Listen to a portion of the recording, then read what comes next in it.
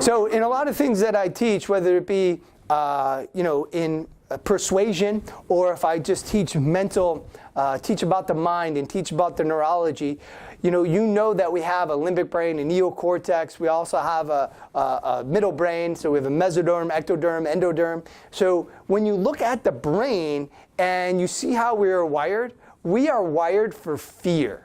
We are wired to seek out fear. Because if you think back to our earliest ancestors, we were wired to run from saber-toothed tigers. Well, guess what? There are no saber-toothed tigers out there. Granted, the news, the government, they try to create saber-toothed tigers all the time that we need to be on the lookout for, but they're gone. There is no fear out there.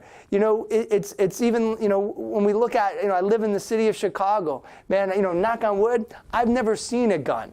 But, the news would have us to think that, downtown Chicago is like downtown Iraq. And that's not the truth. We're wired for fear. So understand that your pattern is to look for all the reasons why you should not succeed.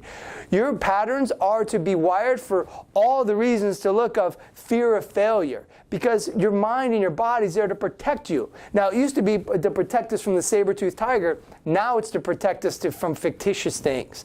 So understand that you're wired for fear, and that you're wired to look out for fear so you can protect yourself. But once you understand that, you can start rewiring your brain. You can start thinking about, hey, that's a nonsensical fear. That fear doesn't even make sense. That fear doesn't even apply to me. And once you can start understanding what a real fear is and what a made-up fear is, or a fear that's projected onto you from society, you'll start understanding that you can start letting those ideas of fear pass right by and start focusing in on your ability for success. You need to bombard yourself with successful messages continuously throughout the day. And so one thing I always do is, no matter what, I always have a positive message playing.